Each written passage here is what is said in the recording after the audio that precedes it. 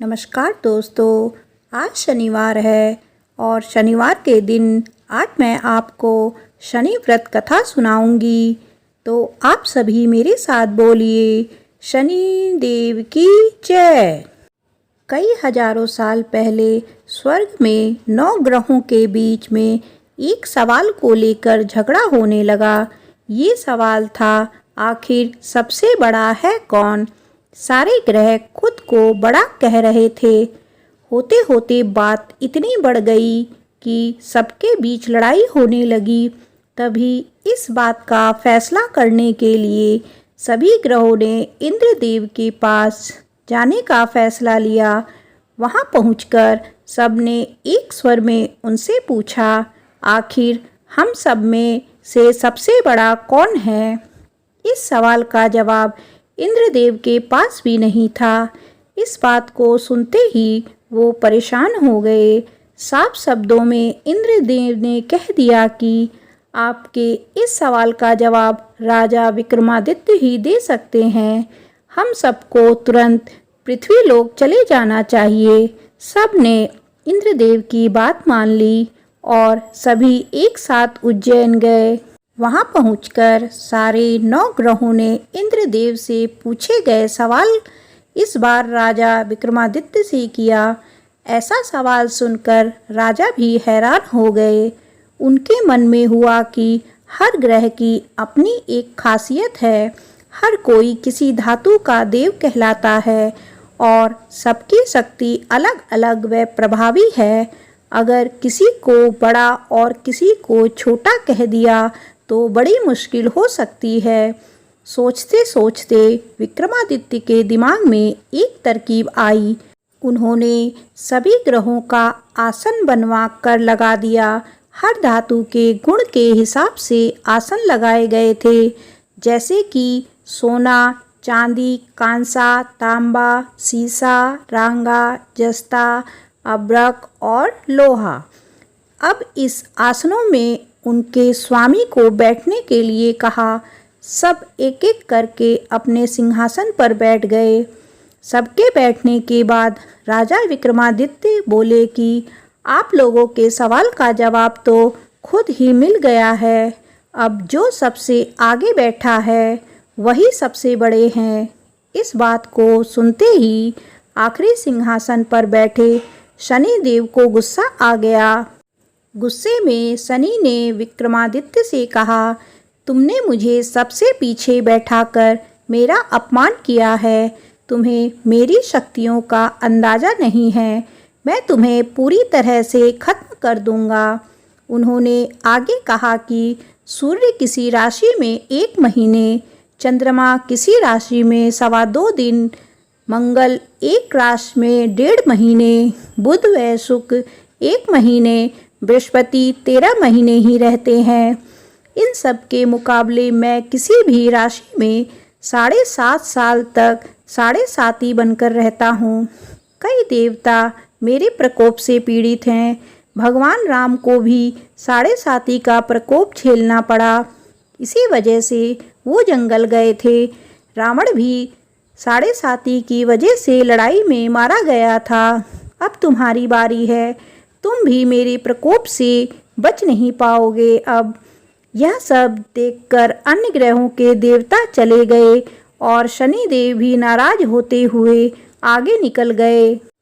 इतना सब होने के बाद विक्रमादित्य परेशान थे, लेकिन वो पहले की तरह ही अपनी जनता के लिए न्याय करते रहे। होते होते वो आनंद से अपना जीवन जीने लगे। पर शनि देव अपना अपमान बिल्कुल भी नहीं भूले थे। बदला लेने के मन से एक दिन शनि देव घोड़ा व्यापारी के रूप में उज्जैन पहुँचे। वहां पहुँचते ही उन्होंने खबर फैला दी कि उनके पास खूब तेज दौड़ने वाले घोड़े हैं।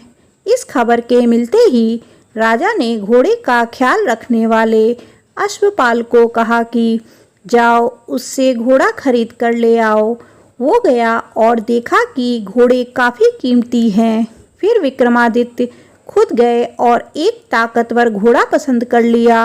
उसके बाद घोड़े की गति को देखने के लिए विक्रमादित्य उस घोड़े पर सवार होने लगे। तभी घोड़ा हवा में तेजी से दौड़ा और राजा को जंगल ले जाकर छोड़ दिया। जंगल से राजा अपने नगर वापस आने का रास्ता ढूंढने लगे। उन्होंने कई घंटों तक रास्ता ढूंढा, लेकिन उन्हें रास्ता नहीं मिला और वो भूख प्यास से तड़पने लगे। कुछ ही देर में उन्हें एक चरवाहा दिखा, जिससे राजा ने पानी मांगकर पी लिया और पानी के बदले उसे अपनी सोने की अंगूठी दे दी। उसके बाद राजा रास्ता पूछते हुए एक नगर पहुँचे। वहाँ सामने ही राजा को एक सेठ की दुकान दिखी। वो कुछ देर के लिए वहाँ बैठकर उस सेठ से बातें करने लगे। उसी वक्त सेठ की दुकान की चीज़ें बहुत तेज़ी से बिकने लगी। सेठ को लगा कि राजा उसके लिए भाग्यशाली है, इसीलिए वो उसे अपने घर खाना खिलाने के लिए ले गया। घर पहुंचकर सेठ कुछ देर के लिए राजा को एक कमरे में छोड़कर बाहर गया। वहां राजा ने एक खूंटी पर हीरे का हार लटका हुआ देखा। तभी एक घंटी बजी और देखते ही देखते खूंटी ने उस हार को निगल लिया। यह सब देखने के बाद राजा बड़ा हैरान हुए। कुछ देर बाद सेठ वहां आया तो उसे वो हार नहीं दिखा। तभी उसे विक्रमादित्य पर हार चोरी करने का शक हुआ। सेठ ने इसकी शिकायत उस नगर के राजा को कर दी। सैनिक विक्रमादित्य को जंजीर में जकड़कर उस राज्य के राजा के पास लेकर गए। राजा ने विक्रमादित्य से पूछा, वो हार कहाँ है? उसने जवाब दिया, उसे वहाँ की खूंटी निगल गई जिसमें वो हार टंगा हुआ था। इस बात को सुनते ही राजा गुस्से से लाल हो गए। राजा जवाब से संतुष्ट नहीं थे, इसीलिए विक्रमादित्य को हीरे के हार का चोर घोषित करते हुए हाथ पांव काटने की सजा सुना दी।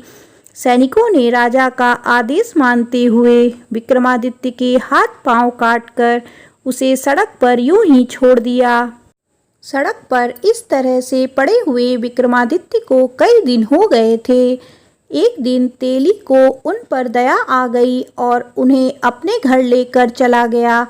उन्हें बैल हाँकने वाले कोलू की जगह काम दिया। अब विक्रमादित्य रोज बैलों को आवाज़ देकर उन्हें हाँकते थे। रोज बैलों को हाँकने का काम करने पर विक्रमादित्य को बदले में खाना मिलता था।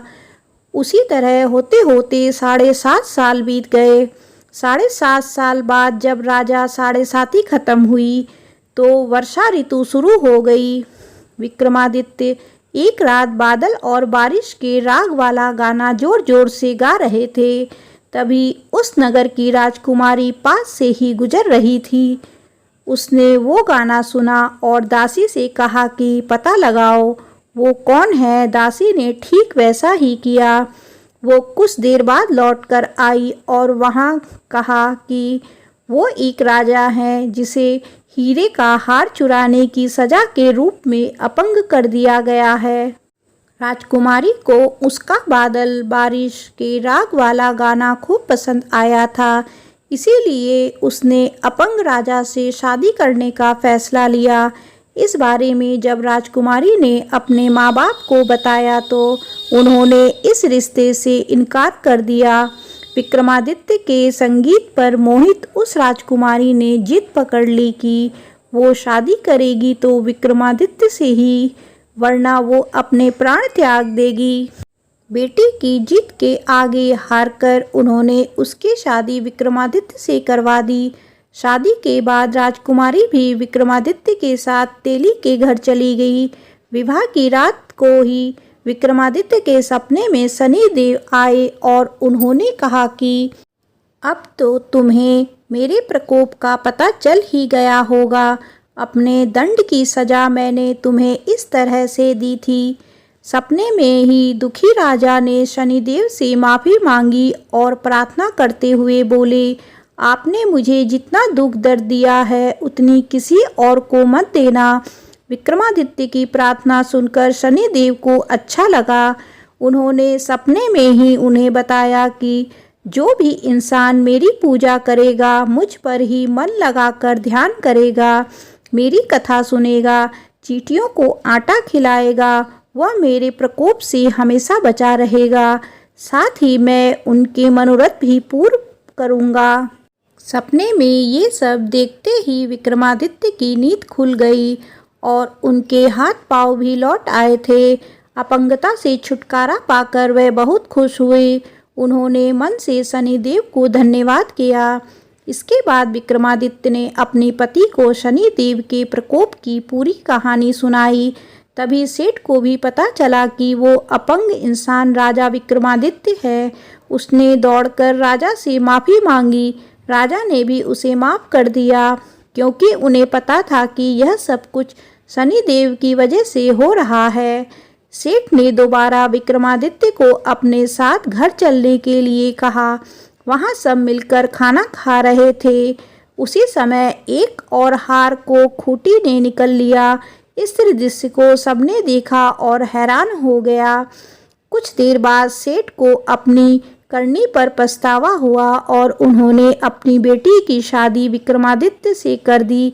विवाह में सेठ ने खूब सारे आभूषण दिए। अब राजा विक्रमादित्य अपनी दोनों पत्नियों के साथ राज्य वापस पहुँचे। वहाँ धूमधाम से उनका स्वागत हुआ। अगले ही दिन विक्रमादित्य ने यह घोषणा करवा दी कि सारे ग्रहों में सबसे श्रेष्ठ शनिदेव है। इस कहानी से हमें यह शिक्षा मिलती है कि किसी की भी ताकत को कम नहीं आंकना चाहिए। शनिदेव की कथा समाप्त होती है। आप सभी मेरे साथ बोलिए, शनिदेव की जय।